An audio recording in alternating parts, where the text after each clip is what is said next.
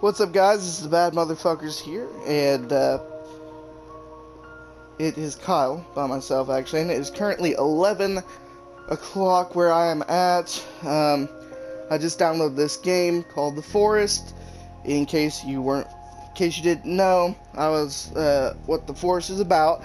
You essentially it came out back in 2018, and it is about a man who is in a plane. Plane crashes into an unknown peninsula, or a peninsula of unknown origin, as in they don't know where they're at. You're the only survivor, allegedly. They take your son, his name is Timmy, and the whole aspect of this game is more of it's more of a creative open world, but the ones that took your son are cannibals. Not just any cannibals. I like to think of them more as zombies, or cannibals that were people at some point, but the neurotoxins that eventually got so bad to their brain because they kept eating human flesh that they eventually became deranged and no longer are human, or lack thereof. The boys, they were hopping off, so I decided I'd hop back on here really quick and give y'all a look see of what this game is about. If you like it, I will let you know. I just ate a jalapeno hot dog, and the odds of me shitting myself scared are extremely heightened as of right now. Quite literally, shitting myself. So without any further ado, let's go ahead and get started. I did already start a game. We're going with day 6, and we'll go ahead and get started. Hopefully we can get a little bit of get y'all to see what the cannibals are like. It's gonna scare the shit out of me, probably. Like I've said already, my heart rate's already slightly increasing, but it is a good game. I will say that. It's a bit on the lower end in terms of graphics, but it is a huge open world. The multiplayer is pretty good as well. Especially the fact that you don't have to worry about not having anybody there to help you out or comfort you to scare the shit out of you. That way you're not so scared. But it is a very good game. We got our first Warzone victory as a team. I've already gotten a couple myself on my own, but me, Savage Lion, or he changed his name to Spirit Bear, and then Keaton or Splooge, we teamed up in Warzone, and we got it done. And it was pretty good. I thoroughly enjoyed it. Unfortunately, Mr. Kyle here didn't record it. So as you can see, the gameplay of the mechanics and the mechanics of this game are slightly a bit different. You start out with the axe.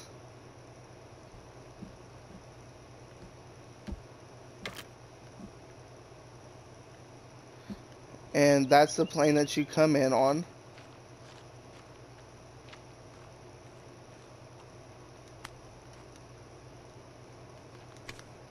Where is my HUD? I don't know where my HUD went.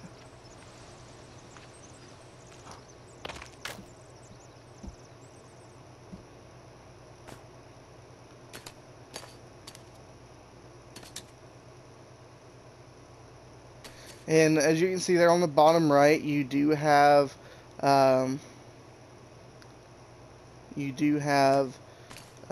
stomach, your hunger, your thirst, and then your health all the way there on the left. And it's kind of gruesome, but it's very realistic. You could actually, those are cannibal pieces of the cannibals themselves. You can actually You know, you can actually cook them and eat them as well. And it's a very realistic game in many aspects. Some aspects are not, due to the simple fact that it is a video game, and um, just because some mechanics you can't make them realistic without being able to make them a video game at the same time. So, but just to let you know, this is a very realistic game. It's very crafting based for most of your stuff. The Molotovs, for example, you have to collect cloth, alcohol. You know, alcohol with the cloth makes Molotov. Generally, you know, you've got your weapons. You start out with that axe. That's your first thing. You use it to chop down wood, trees, to help build your... You use it to help build your stuff. I'm in the process of building a wall around my around my little fortress here, and as you can see, there's plenty of wildlife to be found. Right now, probably one of my main focuses is going to be trying to find a tortoise shell. The tortoise shell is one of the... You mix it, if you get 4 sticks and a tortoise shell, you can build a rain collector, I guess is the best way to put it. And what that does is it collects fresh rainwater, because the only other way that you can collect or get fresh water that's not polluted like the stuff that I just drank is if you get a pot and you boil it and you sterilize it, of course. But it's a lot of work. I do have a pot, I just haven't gotten around to the whole aspect. Now, if we're gonna go over things here, I mean, look, there's an iguana right there, just to kind of give you a little aspect of how the mechanics of this game work. See if I...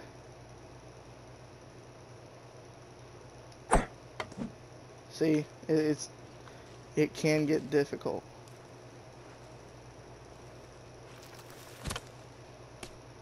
It is very hard at times.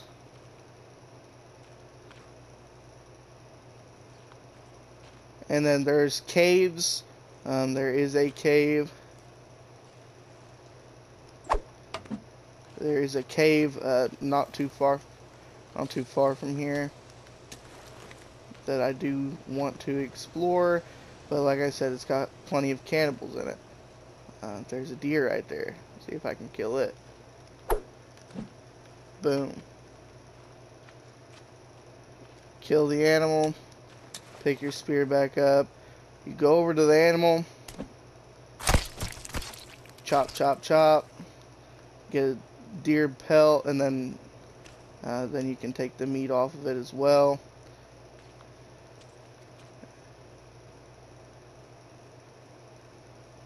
And then you'll get the meat. You got all that dried meat there. Your inventory capacity is a bit limited, especially, I mean, to keep it down to a realistic level. If we're just gonna be honest here, and you can build fireplaces. I've got one right here. Bones, I find, are very helpful in this game, because you know, you use them to upgrade your weapons, stuff like that. So consequently, a large aspect of this game does depend on you killing these cannibals, for one of the primary reasons being that they, you know, you kill one of them, you get food, you get the bones, which you can use to upgrade your weapons, stuff like that. And ultimately, I haven't played through the whole game yet, so I'm going to assume that in order to get your son back... Oh, fuck.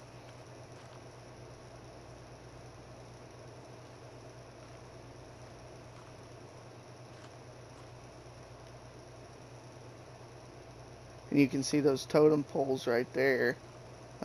They put heads of their dead people on there as well. They make totems and stuff like that. To get your son back, I believe there is a final boss that you have to kill. Not 100% sure.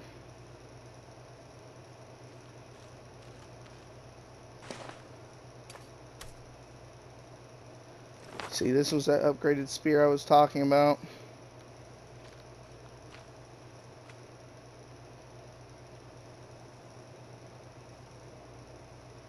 It does a little bit more damage, faster melee. But these cannibals, they're very fast. However, they do shy away from you, as most of them do not have weapons. Now there are some.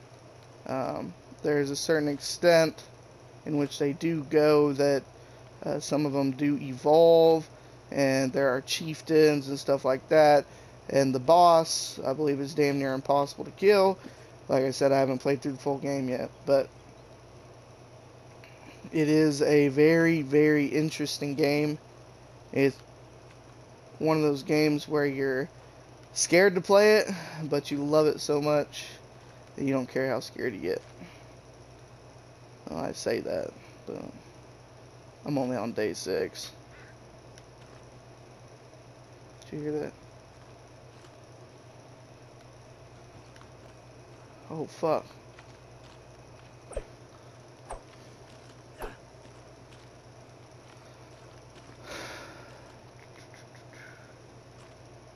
That's one thing I do love about, I mean, I love the audio recording of these Turtle Beaches, but hearing all of the sounds, sometimes it's just too good.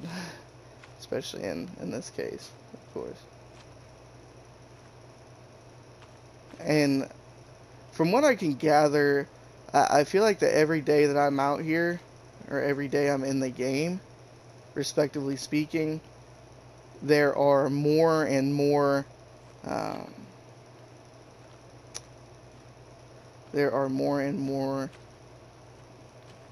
cannibals that appear, and they do try to take down. Sometimes they do try to take down your. They do try to take down your fort and stuff like that. And you can do all kinds of stuff. You can plant your garden, and then as you go over to your garden, aloe vera is one of the many things. I'll go over it. You included in the plane, there was food, soda, stuff like that to kind of help you out. And then this was also in the plane as well, along with the axe. It's a handy dandy survival notebook. It kind of gives you the schematics on how to build things. This is more or less your Bible to live by while you're in here. There's just all kinds of stuff that you can customize it all. Traps, boats, floating stuff, SOS sign. I'm pretty sure there is something that plays a part in that at some point. And then there is see, that cave that I was referencing is to the right. It's the hanging cave. Set up defenses, set up camp, find and cook food. I've done that. Now the plane passengers, apparently some of them were still alive on impact. And there's an itinerary that shows, in my inventory, that shows all the people that were missing. And I'm assuming That's what's needed. And then